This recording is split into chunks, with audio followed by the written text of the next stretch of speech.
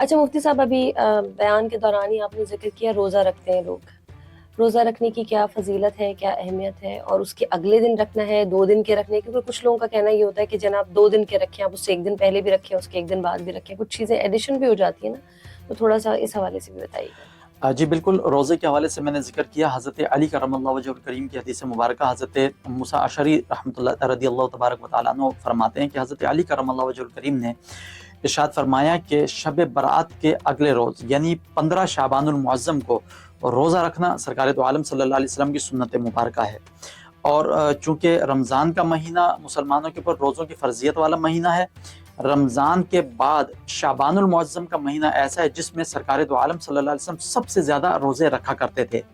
15 شعبان المعظم کو آپ صلی اللہ تعالی علیہ وسلم خصوصیت کے ساتھ روزہ رکھا کرتے تھے، اور اسی کے متعلق حضرت علی کرم اللہ وجہ الکریم نے تاکید بھی فرمائی۔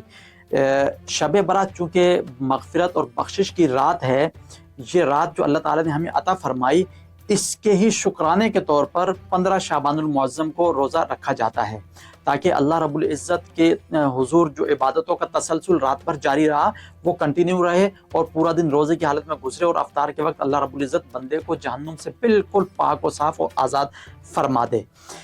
اسی طریقے سے آپ نے یہ پوچھا کہ 14 اور 15 شعبان المعظم کا روزہ رکھنا، یا 15 یا 16،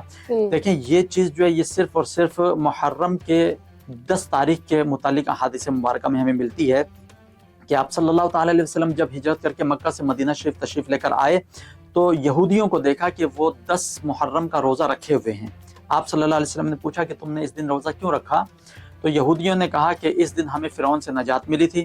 اور اس دن ہمارے اوپر توریت نازل ہوئی، اور اسی دن ہمارے اوپر بے شمار انعامات و اکرام اللہ رب العزت نے نازل فرمائے، اس میں من و سلوہ کی بھی صورت ہے اور دیگر بے شمار، تو شکرانے کے طور پر ہم جو ہے وہ روزہ رکھتے ہیں۔ آپ صلی اللہ تعالی علیہ وسلم نے صحابہ کرام کو حکم ارشاد فرمایا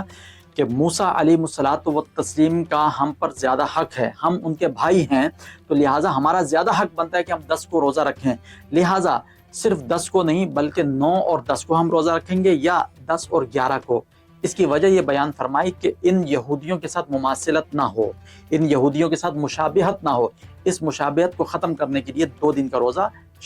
محرم الحرام کے 9 یا 10 یا 10 یا 11، اس کا آپ صلی اللہ تعالی علیہ وسلم نے حکم ارشاد فرمایا، یہ شعبان المعظم کے لیے نہیں ہے۔ مزید ویڈیوز اور پوڈ کاسٹ دیکھنے کے لیے ہمارا یوٹیوب چینل سبسکرائب کریں۔ کیور پاکستان، لیو لانگ پاکستان۔